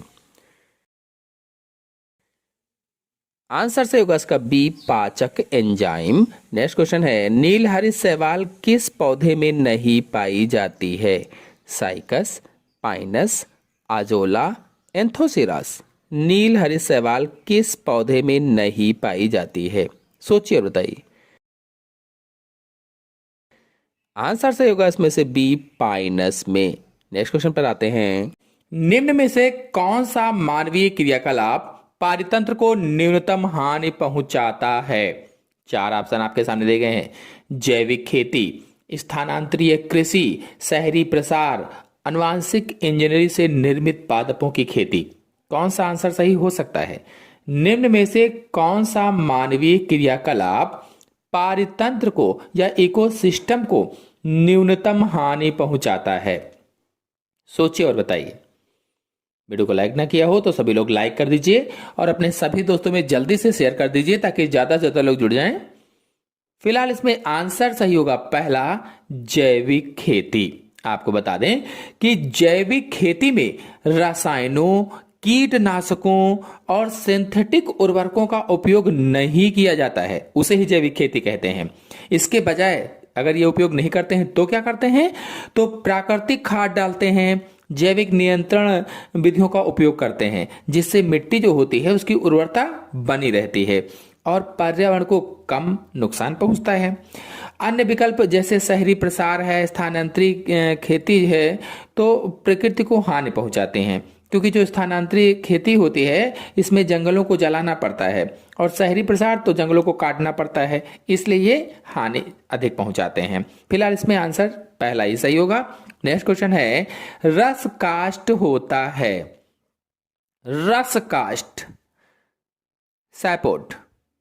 कौन सा होगा ऑप्शन सही, का आंसर सही होगा बी, द्वितीयक जाइलम का बाहरी भाग, यानी कि outer part of secondary xylem. बता दें कि एक पेड़ के तने में दो प्रकार की लकड़ी होती है, अगर देखा जाए तो दो प्रकार की, एक तो सैपोड यानी रस काष्ठ, विपरीत अगर देखा जाए तो दूसरा होता है अंतःकाष्ठ जो केवल सहारा प्रदान करता है। नेक्स्ट क्वेश्चन है, कौन सा पौधा जंगल की आग के नाम से जाना जाता है। ऐसा कौन सा पौधा है जिसे जंगल की आग के नाम से जानते हैं। चार यहां पर पौधों के नाम लिखे गए हैं, कौन सा ऑप्शन सही हो सकता है, सोचिए और बताइए। वीडियो को सभी लोगों में शेयर जरूर कीजिए, लाइक कीजिए और चैनल पर पहली बार आए हैं तो चैनल को सब्सक्राइब भी कर लीजिए। फिलहाल इसमें आंसर सही होगा बी, ब्यूटिया मोनोस्पर्मा। फेबेसी कुल का पौधा होता है ब्यूटिया मोनोस्पर्मा और सामान्य भाषा में इसे पलास कहा जाता है, पलास या ढाक भी कहते हैं, ढाक। और इसके फूल चमकीले नारंगी लाल रंग के होते हैं, बहुत अच्छे लगते हैं, प्यारे से लगते हैं। जब ये फूल खिलते हैं तो दूर से ऐसा लगता है मानो जंगल में आग लगी हो, इसीलिए इसे जंगल की आग के नाम से जाना जाता है या फ्लेम ऑफ फॉरेस्ट कहा जाता है। नेक्स्ट क्वेश्चन है, जीवों का 5 किंगडम में वर्गीकरण किसने सुझाया था? यानी 5 जगत वर्गीकरण किसने दिया था? 5 किंगडम में वर्गीकरण किसने सुझाया था? व्हिटेकर ने, कोपलैंड ने, एडवर्ड्स ने, ट्राम्बे ने, किसने दिया था? सोचिए और बताइए कि कौन सा ऑप्शन सही हो सकता है। तो इसमें ऑप्शन सही होगा पहला, व्हिटेकर ने दिया था। बता दें, R.H. व्हिटेकर इनका पूरा नाम था। R.H. व्हिटेकर ने सन 1969 में जीवों के वर्गीकरण की 5 जगत प्रणाली दी थी। 5 जगत प्रणाली, 5 किंगडम सिस्टम दिया था। ये 5 जगत थे कौन कौन से? तो मोनेरा, प्रोटिस्टा, कवक यानी फंजाई, पादप यानी प्लांटी और जंतु यानी एनिमिलिया। ये 5 जगत वर्गीकरण दिए थे।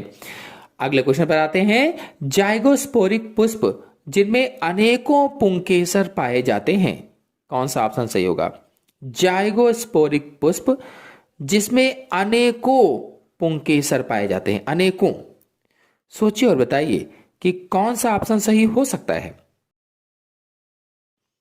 तो इसमें ऑप्शन सही होगा डी, साइजीजियम क्यूमिनाई। साइजीजियम क्यूमिनाई। बता दें कि जाइगोमॉर्फिक फूल वह होते हैं जिन्हें केवल एक ही ऊर्ध्वातल से 2 बराबर भागों में बांटा जा सकता है। वर्टिकल प्लेन से 2 बराबर भागों में बांटा जा सकता है। और साइजीजियम क्यूमिनाई यानी कि जो जामुन का पौधा हो, तो जामुन के फूलों में यह विशेषता और पुंकेसरों की अधिक संख्या देखी जाती है। नेक्स्ट क्वेश्चन है, एक अणु पाइरुवेट के वायवीय ऑक्सीकरण में प्रयुक्त होने वाले ऑक्सीजन परमाणुओं की संख्या होती है, कितनी संख्या होगी? सोचिए और बताइए कि इसमें कौन सा आंसर सही हो सकता है। वीडियो को लाइक ना किया हो तो सभी लोग भाई लाइक जरूर कर दीजिए और अपने सभी दोस्तों में शेयर कर दीजिए।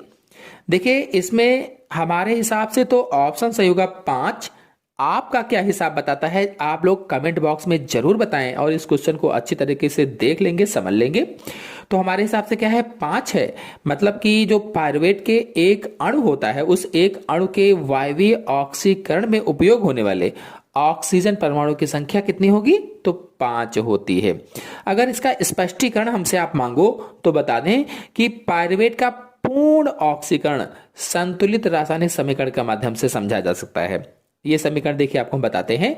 C3H4O3 C3H4O3 plus 2.5 O2 arrow 3CO2। Arrow लगाने के बाद क्या लिखेंगे? 3CO2 plus 2H2।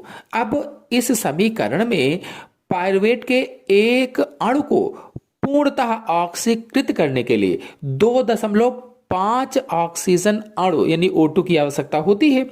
चूंकि एक ऑक्सीजन अणु में 2 परमाणु होते हैं, इसीलिए परमाणुओं की कुल संख्या 2.5 गुणे 2 यानी कि कितनी होगी?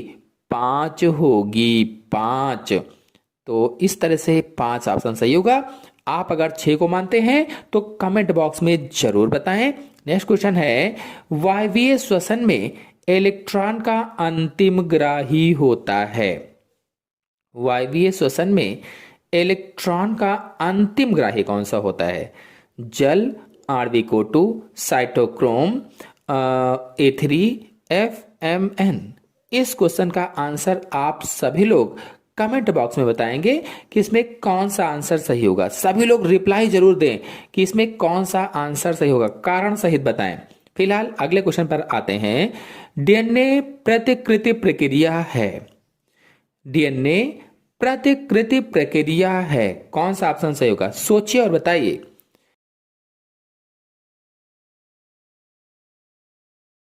तो ऑप्शन सही होगा इसमें से डी, अर्ध परिमित प्रक्रिया या सेमी कंजर्वेटिव होती है। बता दें कि डीएनए प्रतिकृति की प्रक्रिया अर्ध परिमित होती है। क्यों होती है पूछा जाए? क्योंकि जब डीएनए अणु 2 नए अणु बनाता है, कोई एक डीएनए अणु है, जब उससे 2 नए अणु बनते हैं तो प्रत्येक नए अणु में एक स्ट्रैंड पुराना होता है ओल्ड होता है, जनक होता है, और दूसरा स्ट्रैंड नया होता है, इसीलिए इसे सेमी कंजर्वेटिव कहा जाता है। इसकी पुष्टि किसने की थी? तो वाटसन और क्रिक ने की थी। नेक्स्ट क्वेश्चन है, पृथ्वी की सतह पर वह भाग जहां हवा, पानी एवं मृदा के साथ साथ जीव भी पाए जाते हैं कहलाता है भूमंडल, जलमंडल, जयोमंडल, वायुमंडल। कौन सा ऑप्शन सही हो सकता है? सभी लोग सोचिए और बताइए। वीडियो को लाइक ना किया हो तो लाइक जरूर कर दीजिए, अपने सभी दोस्तों में शेयर भी कर दीजिए ताकि ज्यादा से ज्यादा लोग जुड़ सकें। तो इसमें आंसर सही होगा सी, जयोमंडल यानी बायोस्फीयर। बता दें, पृथ्वी का वह क्षेत्र जहां जीवन संभव है उसे जयोमंडल कहा जाता है, और यह वह संकीर्ण क्षेत्र है जहां वायुमंडल, जलमंडल और स्थलमंडल आपस में मिलते हैं, यानी हवा, पानी, जमीन यानी मिट्टी आपस में मिलते हैं और जीवन का आधार बनाते हैं।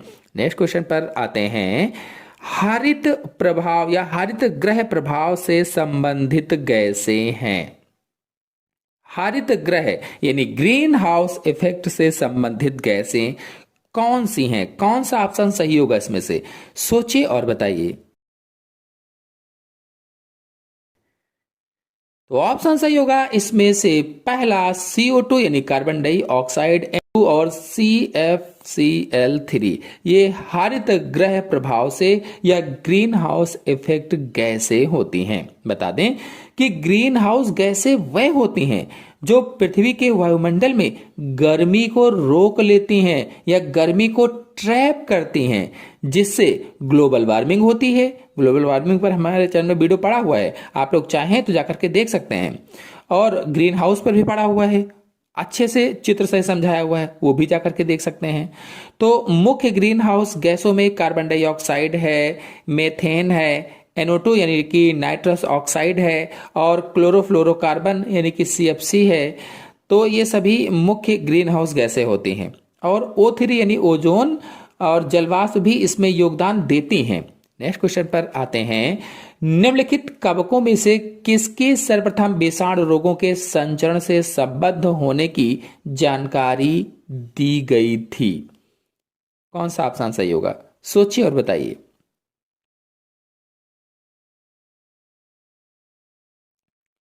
तो ऑप्शन सही होगा इसमें से भी आल्पीडियम। जो आल्पीडियम है इसी की बता दें, आल्पीडियम ब्रेसिकेसी वह पहला कवक था जिसे पौधों के वायरस को फैलाने वाले वाहक के रूप में पहचाना गया था, वेक्टर के रूप में पहचाना गया था। और यह कवक मिट्टी में रहता है, मिट्टी में, और पौधों की जड़ों के माध्यम से वायरस का संचार करता है या वायरस को फैलाता है। नेक्स्ट क्वेश्चन है, सचल बीजाणु पाए जाते हैं। सचल बीजाणु किसमें पाए जाते हैं? सोचिए और बताइए कि कौन सा ऑप्शन सही हो सकता है। सचल बीजाणु किसमें पाए जाते हैं? चार ऑप्शन आपके सामने दिए गए हैं, बाउचेरिया, क्लेमाइडोमोनास, पॉलीसाइफोनिया, नास्टा। कौन सा ऑप्शन सही होगा? सचल बीजाणु किसमें पाए जाएंगे? तो ऑप्शन सही होगा इसमें से पहला, वाउचेरिया में पाए जाते हैं। देखिए, सचल बीजाणु मुख्य रूप से अगर देखा जाए, मुख्य रूप से वाउचेरिया में पाए जाते हैं।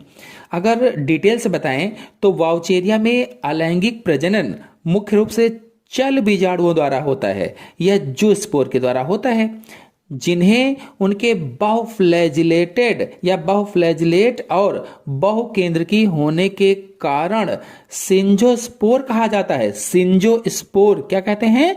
क्योंकि इसमें बहुत सारे फ्लैजिला होते हैं, बहुत सारे केंद्रक होते हैं, तो उसे सिंजोस्पोर कहते हैं। और इसमें से जो क्लेमाइडोमोनास वाला ऑप्शन है, तो क्लेमाइडोमोनास में भी चल बीजाणु बनते हैं, लेकिन वाउचेरिया में पाए जाने वाले जटिल सिंजोस्पोर इसके विशिष्ट लक्षण हैं, जो आमतौर पर परीक्षा के प्रश्नों में सही उत्तर के रूप में वाउचेरिया ही माना जाता है। तो इसमें जो एकदम परफेक्ट उत्तर है, परफेक्ट उत्तर वाउचेरिया ही होगा। नेक्स्ट क्वेश्चन है, निम्न में से कौन सा नर हार्मोन नहीं है? कौन सा नर हार्मोन नहीं है बताना है। सोचिए और बताइए कि कौन सा ऑप्शन सही हो सकता है।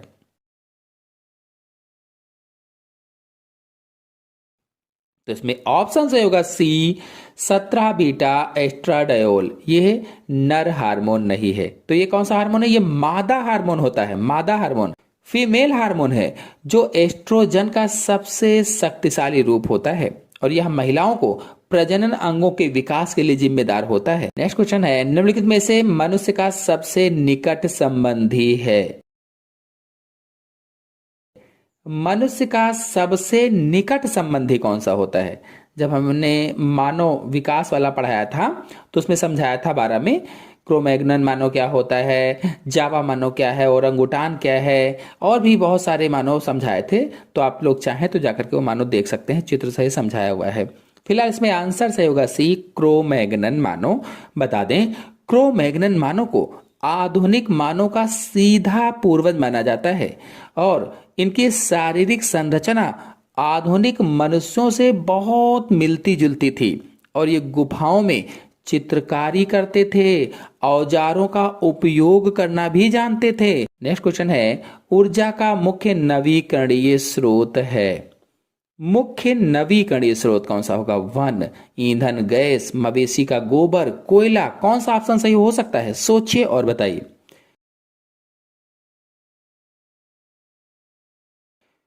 तो ऑप्शन सही होगा इसमें से पहला, वन होते हैं। वन नवीकरणीय स्रोत वह हैं जिन्हें प्राकृतिक रूप से पुनर्जीवित किया जा सकता है, पुनः बनाया जा सकता है या पुनः बन सकते हैं। वनों को फिर से उगाया जा सकता है। इसके विपरीत जो कोयला है, ईंधन है, जीवाश्मी ईंधन होते हैं। जीवाश्मी ईंधन जो खत्म होने पर दोबारा नहीं बनाए जा सकते हैं।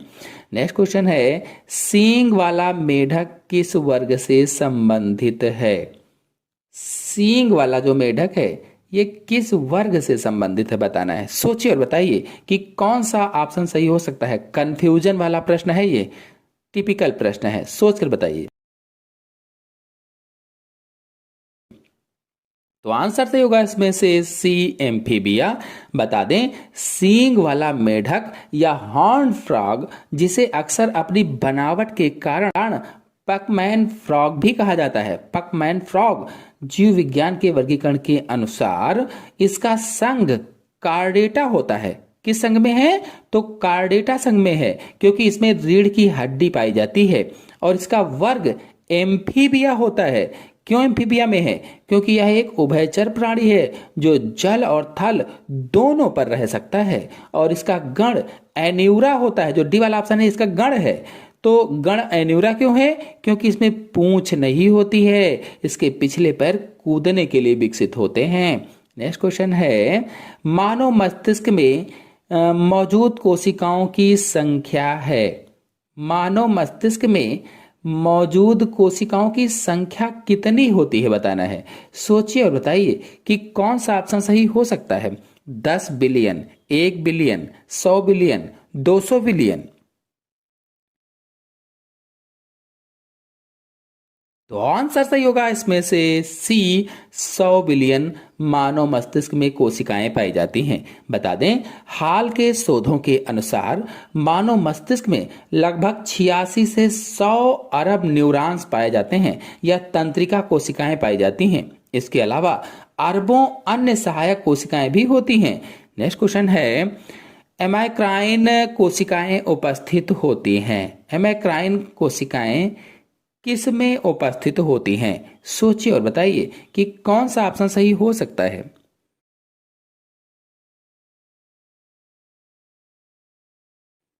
तो ऑप्शन सही होगा इसमें से सी, आंख के रेटिना में उपस्थित होती हैं। इन द रेटिना ऑफ आई में उपस्थित होती हैं। बता दें, एमेक्राइन कोशिकाएं रेटिना की एक महत्वपूर्ण परत बनाती हैं, परत, और ये इंटर न्यूरॉन्स की तरह काम करती हैं और बाइपोलर कोशिकाओं से जो आने वाले संकेत होते हैं उनको नियंत्रित करके गैंग्लियन कोशिकाओं तक पहुंचाने में मदद करती हैं, जिससे हम स्पष्ट देख पाते हैं। नेक्स्ट क्वेश्चन है, एम्फिऑक्सस में पाया जाता है? एम्फिऑक्सस में क्या पाया जाता है? सोचिए और बताइए कि कौन सा आंसर सही हो सकता है।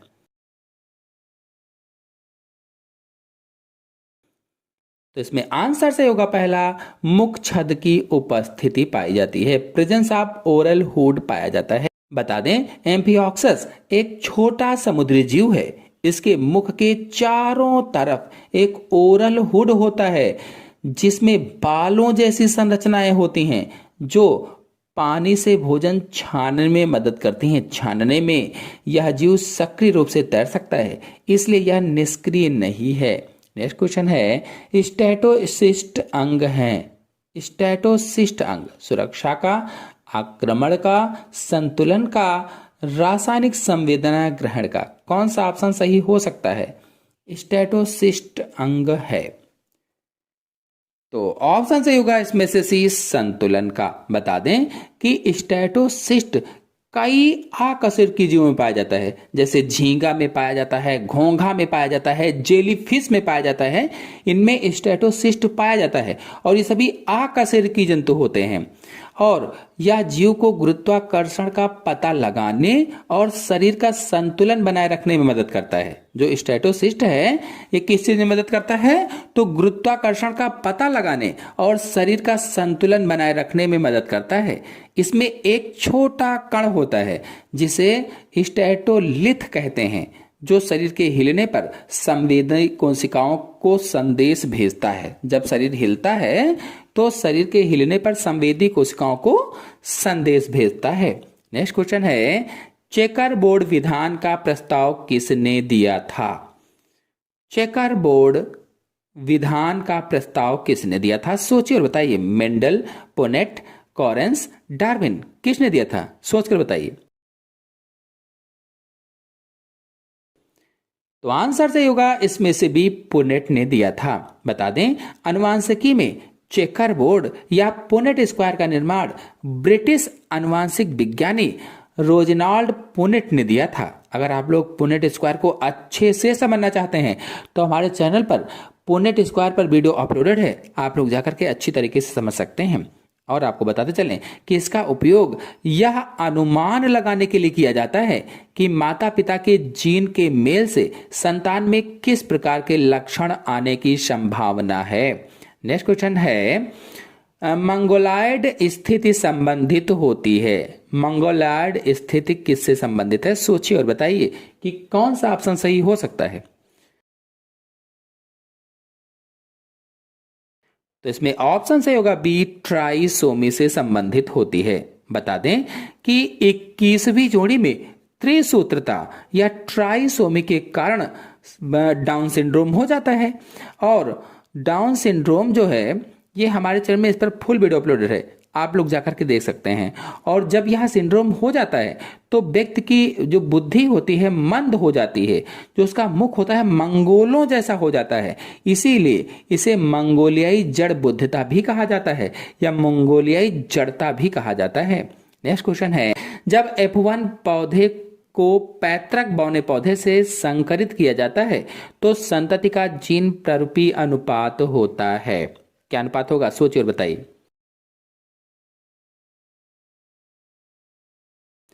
आंसर सही होगा इसमें से पहला, 1:1 होता है।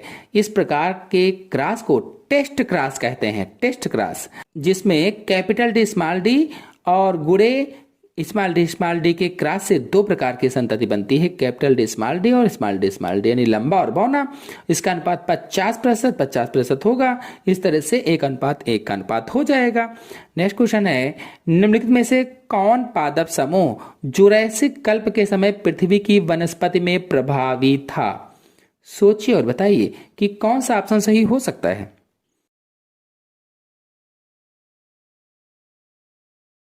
तो ऑप्शन सही होगा इसमें से भी, साइकेडेलीज। बता दें कि जुरैसिक काल लगभग में 14.5 से 20 करोड़ साल पहले था और इसे डायनासोर का युग भी कहा जाता है।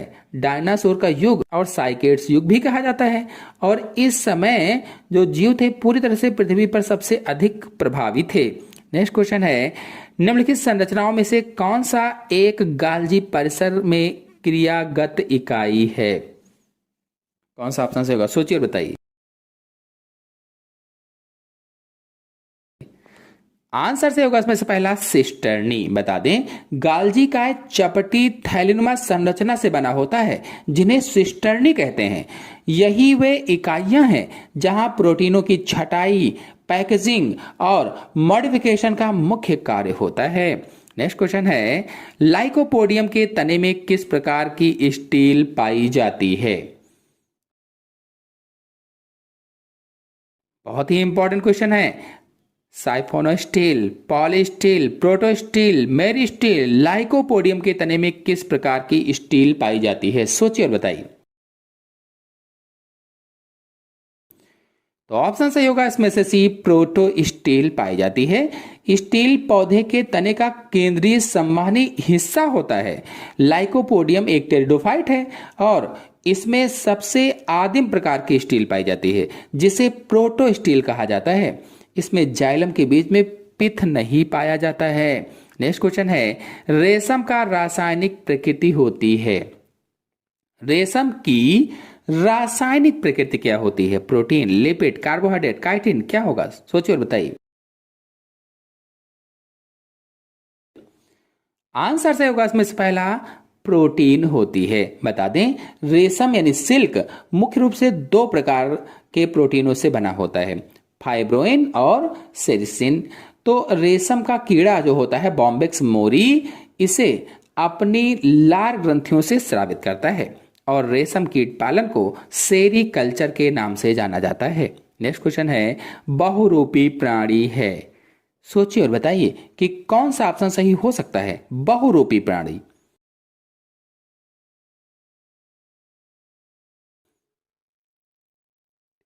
तो आंसर से होगा इसमें से पहला हाइड्रेक्टेनिया। बता दें बहुरूपता यानी पॉलीमॉर्फिज्म का अर्थ है एक ही प्रजाति के जीव में अलग अलग कार्यों के लिए अलग अलग शारीरिक संरचनाओं का होना। हाइड्रेक्टेनिया में पोषण, सुरक्षा और प्रजनन के लिए अलग अलग प्रकार के जॉइंट्स पाए जाते हैं जो इसे बहुरूपी कॉलोनी बनाते हैं। तो आशा है आज के सभी क्वेश्चन आपको अच्छे लगे होंगे, मजा आया होगा करने में। वीडियो पसंद आया हो तो वीडियो को लाइक कीजिए, अपने सभी दोस्तों में शेयर कर दीजिए और चैनल पर पहली बार आए हैं तो चैनल को सब्सक्राइब करके बेल आइकन को भी प्रेस कर लीजिए ताकि जब भी मैं वीडियो डालूं तो उसकी नोटिफिकेशन आपको सबसे पहले प्राप्त हो जाए।